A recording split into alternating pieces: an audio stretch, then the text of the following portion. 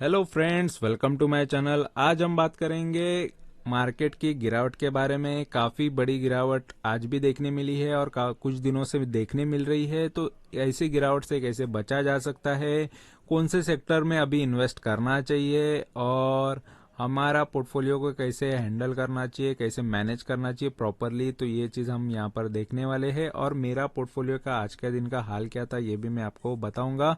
तो video and तक देखो और वीडियो अच्छा लगेगा तो ज़रूर चैनल को सब्सक्राइब करना, ठीक है। तो सबसे पहले यहाँ पर मार्केट की गिरावट के पीछे की वजह जानेंगे। तो यहाँ पर देखो, मार्केट के गिरावट की वजह यहाँ पर कोविड का रीज़न बता रहा है, फियर ऑफ कोविड, ठीक है। तो ये एक चीज़ बता रहा है। और यहाँ पर देखो, कुछ भी हो जाता है आउट ऑफ द कंट्री यानी हमारे देश के बाहर, तो यहाँ पर मार्केट पे भी इम्पैक्ट पड़ता है, मार्केट पे फर्क पड़ता है, उसके वजह से गिरावट हमको देखने मिलती है।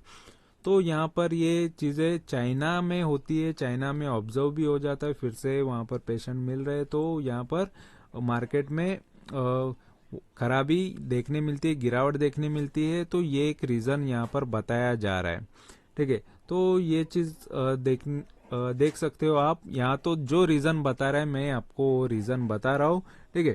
तो क्योंकि हमको भी कहीं ना कहीं न्यूज़ से ही चीज़ें पता चलती है। तो आज के दिन में फिर फायदा कौन सी सेक्टर को हुआ है और कौन से सेक्टर में गिरावट है। तो मेजॉरिटी सेक्टर में गिरावट थी, सिर्फ और सिर्फ हेल्थ केयर आईटी सेक्टर में थोड़ा सा अच्छा था। यहाँ पर देख सकते हो the Nifty pharma was up, 2.4% up था। यहाँ पर मैं नीचे भी दिखाऊंगा। और आईटी कंपनीज जो है इंडियन निफ्टी आईटी, यहाँ पर थोड़ा सा वो भी आधे टक्के से बढ़ा है। तो यहाँ पर दिखा देता हूँ, जैसे डिवीज लैब बढ़ा है, निफ्टी फार्मा सेक्टर पूरा का पूरा देखो 2-2.5% तक ये आज के दिन में बढ़ा है। और यहाँ पर बाकी गिरावट देखो, पीएसयू बैंक काफी गिरावट में हमको नजर आएंगे। वर्स्ट सेक्टर और बेस्ट सेक्टर फार्मा सेक्टर था आज के दिन का, ठीक है। और यहाँ पर सेंसेक्स निफ्टी, बैंक निफ्टी सभी यहाँ पर गिरावट में आपको नजर आएंगे। तो यहाँ पर मेजोरिटी यहाँ पर बढ़ने वाले स्टॉक जो थे आज के दिन में फार्मा थे। और फार्मा में से मैं कौन सा होल्ड करता हूँ, मेरे पास कौन सा सेक्टर है, कौन सा शेयर है, ठीक है। कौन से सेक्टर, हर एक सेक्टर का शेयर मेरे पास आपको मिलेगा। तो मेरे पोर्टफोलियो का वो कौन सा शेयर है जो आज के दिन में बढ़ा है, और ये भी मैं आपको दिखा दूंगा, और कौन से शेयर ज़्यादा गिरे हैं। तो यहाँ पर ये रीजंस तो बताया हुआ है और हमको तो यही रीजन को मान के चलना पड़ेगा कि ये रीजन ही हो सकता है। और यहाँ पर देखो, हमारे देश में भी काफ़ी अभी बजट आएगा, तो उसके वजह से भी कुछ डिसीजन होंगे, फाइनेंस मिनिस्टर कुछ डिसीजन लेंगे, उसके वजह से भी मार्केट में गिरावट आने की संभावना है। तो ये भी हम सोच सकते हैं, अगर अच्छी बात हुई तो मार्केट अच्छा भागेगा, और कुछ बेकार खराब चीज़ निकली, जिसमें कोई अनएक्सपेक्टेड चीज़ें निकली, तो वहाँ पर मार्केट में काफ़ी गिरावट हमको देखने मिलेगी। तो यहाँ पर जस्ट मैं यही बताना चाहूँगा आपको, प्रिकॉशस होना चाहिए, आपको पहले ही सावधानी लेनी चाहिए, ठीक है। तो नहीं तो हम अगर पहले ही सावधानी नहीं लेंगे तो हमारा पोर्टफोलियो की हालत खराब हो जाएगी, ठीक है। बाकी कुछ नहीं है, जस्ट मार्केट में सडनली मूवमेंट काफ़ी बड़ा भी आ जाता है और सडनली डाउन साइड भी आ जाता है। तो हमको हमेशा सेफ, थोड़ा ऐसे सिचुएशन में तो सेफ चलना चाहिए या फिर थोड़ा दूर रहना चाहिए। तो ये एक स्ट्रैटेजी हो सकता है, ये एक मेरी तरफ से एक आपके लिए राय हो सकती है। तो सिंपल है, आपको जो सही लगे वो आप, बाकी आप पर होता है। तो यहाँ पर ये एक रीज़न बताया था, और बाकी यहाँ पर मैं कोई रीज़न नहीं मानता। तो नॉर्मली देखो, करेक्शन तो होगा ही मार्केट में, और यहाँ पर करेक्शन के लिए कुछ ना कुछ रीजन चाहिए होता है मार्केट करेक्ट होने के लिए। और यहाँ पर बजट के पहले भी किसी को लगता है कि बड़े बड़े इन्वेस्टर क्या करते हैं कि थोड़ा सा हाई के आसपास है तो वहां पर बेचना चालू करते हैं। तो जैसे मेरा भी यहाँ पर यही होता है कि देखो, मेरा स्टॉक अगर हाई के आसपास आ गया है और मुझे प्रॉफिट दे रहा है तो मैं निकल जाता हूँ। और ऑलरेडी अगर मार्केट में नेगेटिविटी है, नेगेटिव चीजें चल रही है, तो यहाँ पर निकलना ही बेहतर होता है जिसमें प्रॉफिट निकले। अगर ऑलरेडी नेगेटिविटी काफ़ी हो गई है, अभी इससे पॉजिटिव चीज़ें देखने मिल रही है, तो वहाँ पर मुझे लगता है कि इन्वेस्टमेंट होनी चाहिए, ठीक है। तो एक बार का पूरा नेगेटिव चीज़ें होने दो, तो उसके बाद हमको काफ़ी अच्छे रिटर्न्स मिल सकते हैं, ऐसा मुझे लगता है। तो फिलहाल मेरा पोर्टफोलियो भी दिखा देता हूँ कि क्या हाल था। ठीक है, तो यहाँ पर हमने ये मार्केट तो देख लिया और मार्केट में कौन सा अच्छी चीजें सेक्टर था और कौन सा खराब था यहाँ पर हमने देख लिया है। तो जस्ट मैं आपको मेरे पोर्टफोलियो में लेके चलता हूँ जहाँ पर आपको यहाँ पर डिटेल पता चल जाएगी। देखो यहाँ पर ये माई स्टॉक है और ये मेरे पोर्टफोलियोज है। तो यहाँ पर जो टॉप पे चल रहे हैं और जो डाउन पे चल रहे हैं यहाँ पर सारी चीजें आपको नजर आ जाएगी। तो आज के दिन में देखो पोर्टफोलियो में मेजोरिटी स्टॉक तो रेड में ही नजर आएंगे। ये आज के दिन का चेंज है। ठीक है, तो ये आज के दिन में जो नजर आ रहा है आपको, तो ये है मार्केट की गिरावट। तो इतने सारे यहाँ पर गिरावट में आपको नजर आएंगे शेयर्स। देखो कोई 4% गिरा है, 4% से ज्यादा भी गिरा है, 6% भी गिरा है, 6.5%, 7%। तो ये सारे शेयर्स है, यहाँ पर आप देख सकते हो, इनके नाम यहाँ पर है। और ये यहाँ पर गिरावट में काफी ज्यादा शेयर्स गिरावट में है। सिर्फ अभी बढ़े कौन से ये भी मैं बता देता हूँ। तो एक बड़ा है ये कल्याणी स्टील। कल्याणी स्टील का अगर आप शेयर देखोगे आज के दिन में काफी अच्छा बड़ा है ये। और यहाँ पर देखो 23 रुपए से ये आज के दिन में अप है और यहाँ पर ये 6-6.5% के रिटर्न्स यहाँ पर आज के दिन में दे रहा है। और मेरा यहाँ पर इन्वेस्टेड प्राइस है 320 का और मेरा 18-18.5% से ज्यादा का रिटर्न अभी दिख रहा है। और इस पर मैंने ऑलरेडी वीडियो भी डाला है कि इसमें मेरे टारगेट्स आने वाले हैं, जो मेरा मिनिमम टारगेट होता है।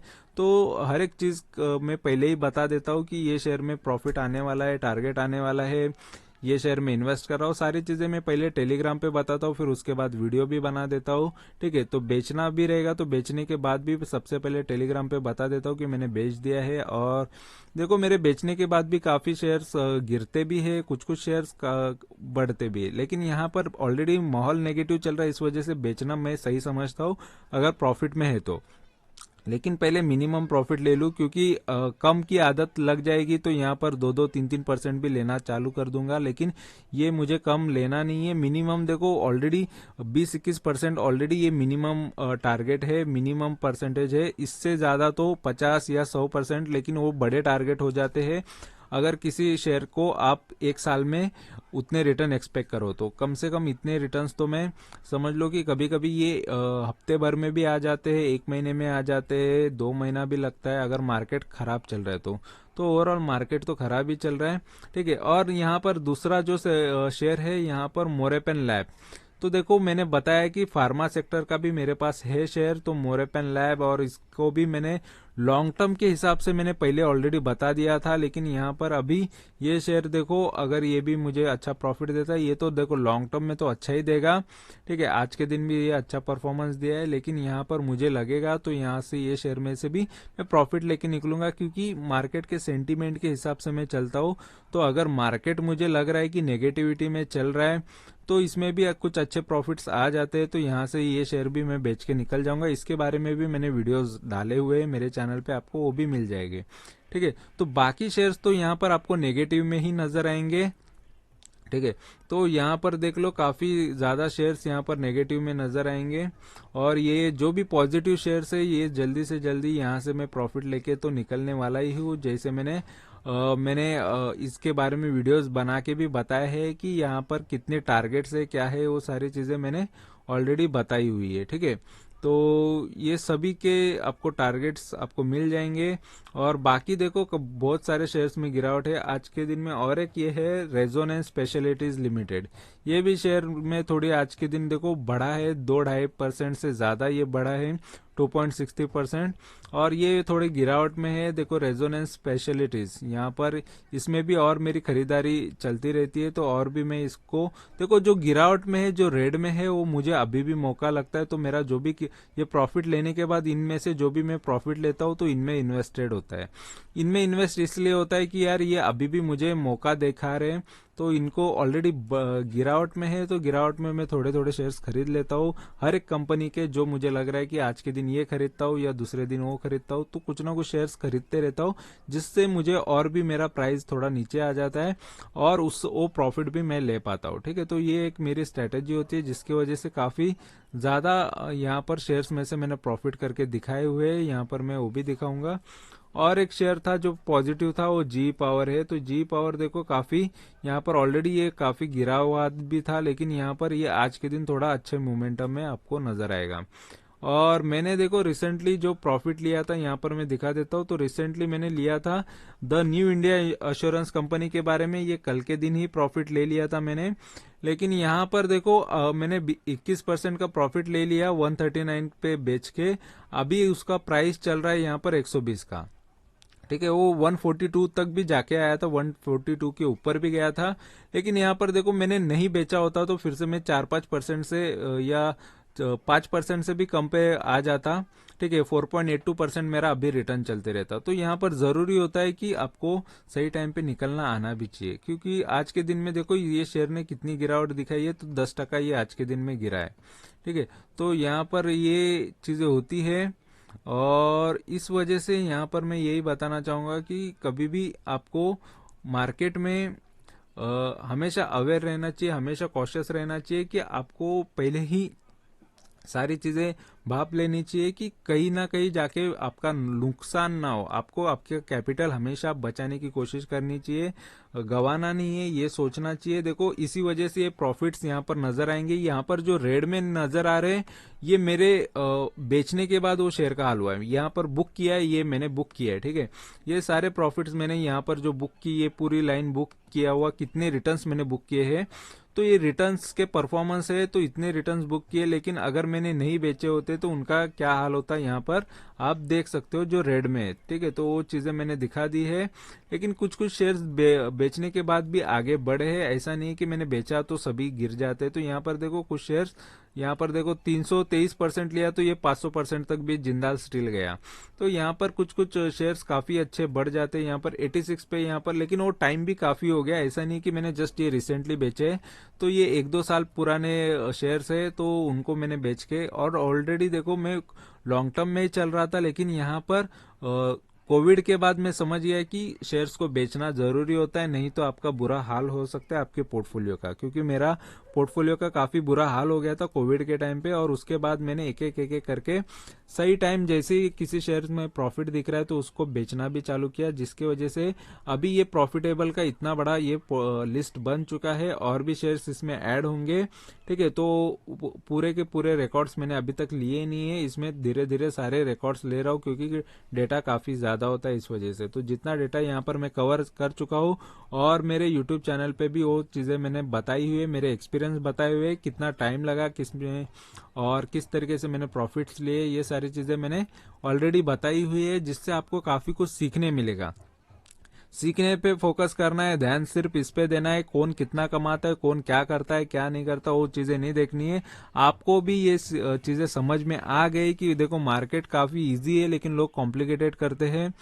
तो कॉम्प्लिकेटेड नहीं करना है, आपको बहुत इजी वे में समझ के लेना है कि अगर कोई गिरावट में कोई शेयर्स, अच्छे कंपनी के शेयर्स मिलते हैं तो खरीद लेना चाहिए। लेकिन एकदम से एक ही भाव पे खरीदना नहीं चाहिए। 2 या 3 राउंड में आप खरीद सकते हो। कभी चलो 10,000 के खरीद लिए, फिर और एक गिरावट आई तो और 5-10 हजार के खरीद लिए, और गिरावट में 5-10 हजार।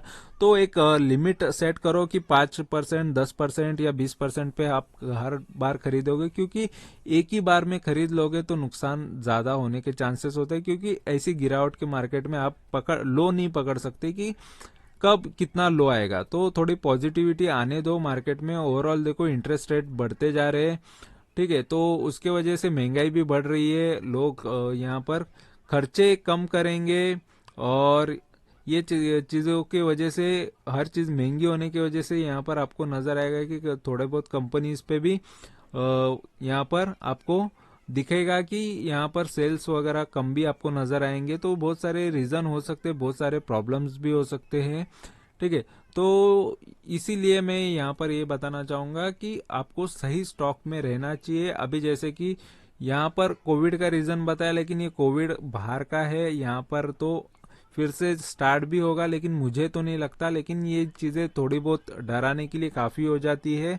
मार्केट में कुछ भी अफवाह फैला दो या कुछ भी चीज फैला दो, तो जिसके वजह से ऑलरेडी मार्केट एकदम सडनली बेचने के लिए लग जाता है, शेयर्स बेच के निकलने के लिए लग जाता है। तो बड़े बड़े इन्वेस्टर ये सब चीजें करते हैं कि मार्केट का माहौल थोड़ा सा खराब कर देते हैं, जिसके वजह से डर के लोग सब बेच देते हैं और कुछ कुछ बड़े लोग खरीदते हैं वैसे शेयर्स और कुछ कुछ बेच के ऐसे ही निकल जाते हैं। जो अच्छा खासा प्रॉफिट में होता है वो भी निकल जाते हैं और जो लॉस में वो भी निकल जाते हैं। तो यहाँ पर डर का माहौल बनाया जाता है और छोटे इन्वेस्टर का ज्यादा लॉस होता है। तो यहाँ पर छोटे इन्वेस्टर जैसा मत सोचो, कम से कम अगर सेफली चलना है तो थोड़े स्ट्रांग और अच्छे शेयर्स को पकड़ के रखो।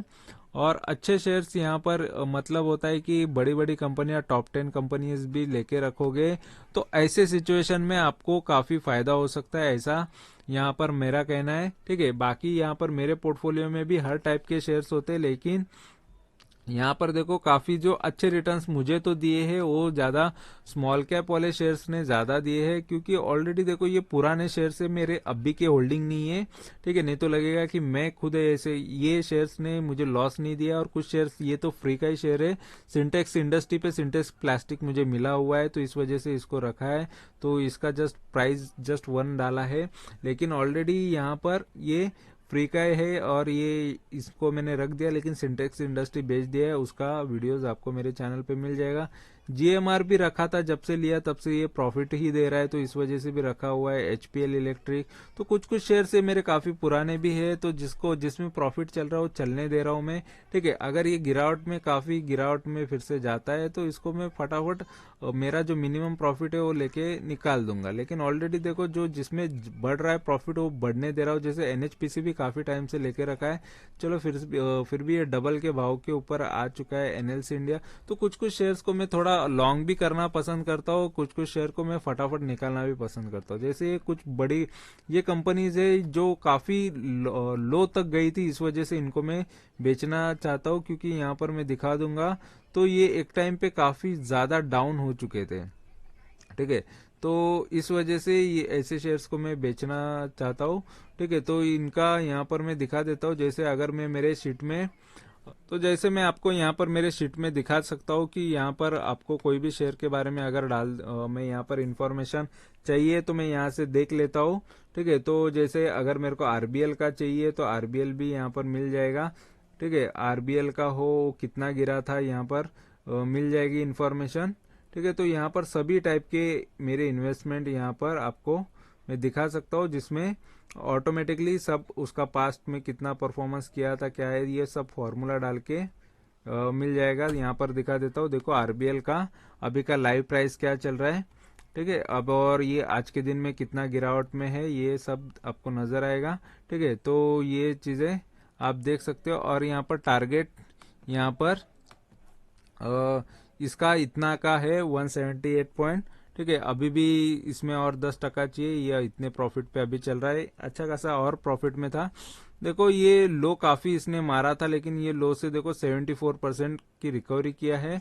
और इसका 52 वीक लो देखो यहाँ पर 118% ये रिकवरी किया, 74 तक गया था। ठीक है, 74 का इसका लो रहा है, यानी काफी ज्यादा ये लो से मतलब 118% ये बढ़ चुका है।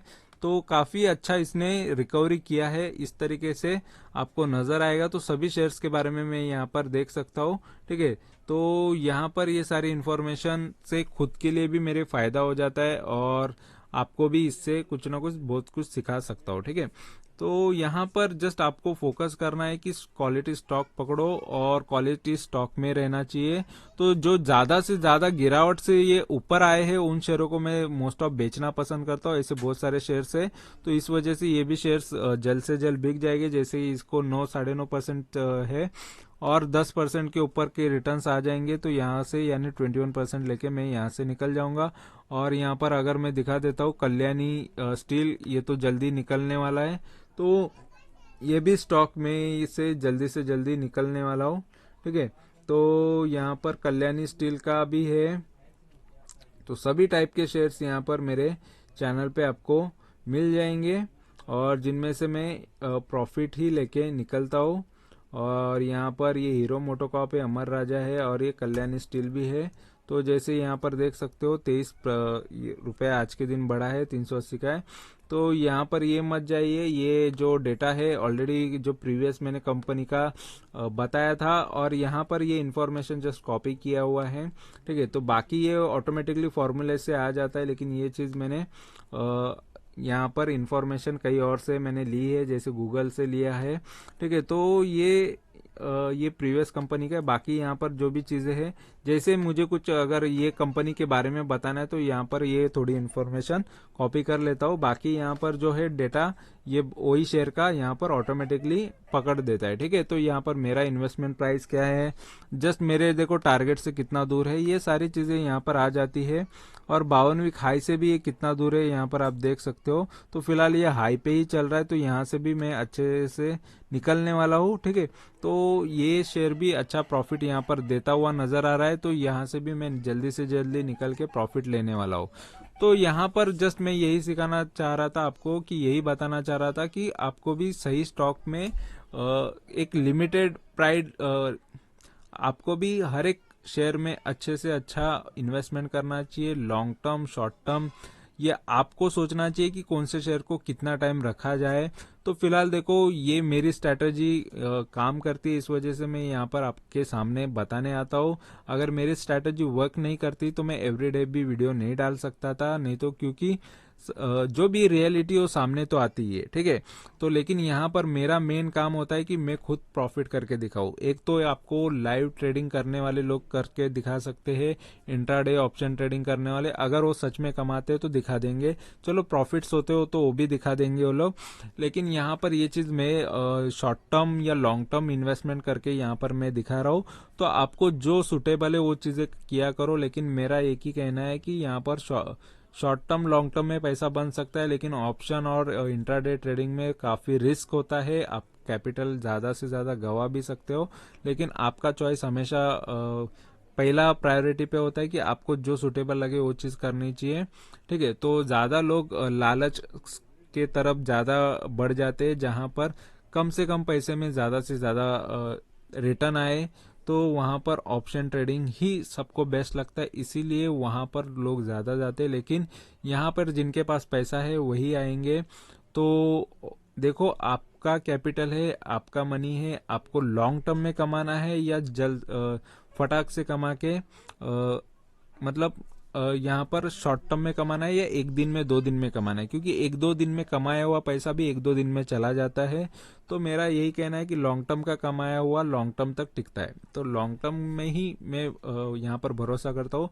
या फिर शॉर्ट टर्म में कुछ शेयर्स बेच के फिर से उसको नीचे के भाव पे खरीदने का यहाँ पर मेरा हमेशा से रहता है, कि अगर मुझे लगता है कि फ्यूचर में अच्छे भाव पे फिर से मिल रहा है, नीचे के भाव पे मिल रहा है, तो फिर से मैं री एंट्री भी काफी शेयर्स में कर चुका हूँ ऑलरेडी बहुत बार, 2-3 बार भी किसी किसी शेयर में प्रॉफिट अप डाउन पे लेते रहता हूँ।